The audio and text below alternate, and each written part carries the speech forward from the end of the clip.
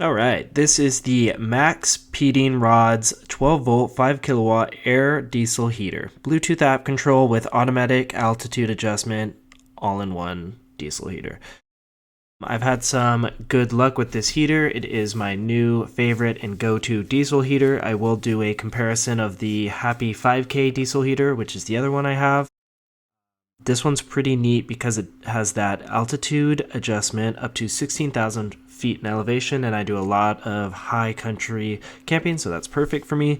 The heater is adjustable from 3,400 to 17,000 BTUs. I can really only use it on the lowest setting in a rooftop tent situation. It weighs about 25 pounds when it's full of fuel. It's a 12 volt system. The Bluetooth feature is why I bought this heater, and it works flawlessly when your phone has phone service, but it is very finicky to the point where I pretty much can't use it if I don't have phone service. It just says it can't make the connection, which I'm not sure why, but I have reached out to the company and they responded, so we're working on a solution there. The fan itself is not very loud on the lowest setting. You can hear it on the highest setting, but it's nothing that's a nuisance. It's a 5 kilowatt diesel heater, which is plenty big enough for everything that I use it for. It lasts about 20 hours on the lowest setting I've calculated, but I haven't done a test. But I will do a separate video on fuel consumption and how much power it draws. It has low voltage technology, so it should shut off before killing the battery. I use it with a lithium battery, so it can run it pretty much dead, which is why I got that one. The battery connection, it came with some battery connections, but I switched them out so that I have nicer connections. This thermostat part of it is always on once you connect it to the battery.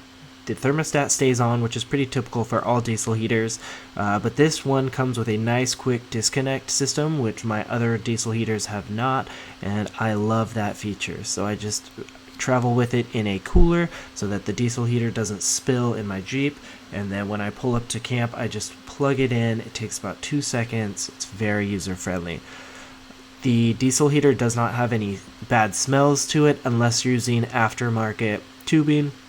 It uses a 3-inch duct to deliver the hot air around 160 degrees for my tests, and the aftermarket tubes tend to smell like burning rubber sometimes, so I haven't found one that works.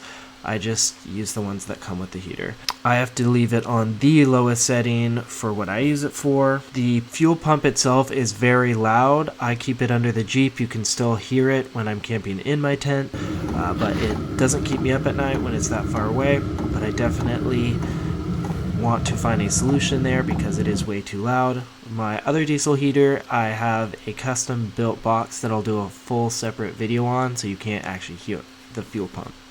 It's really nice. It's a great size. It fits perfectly in a Coleman cooler, which I'll show you here.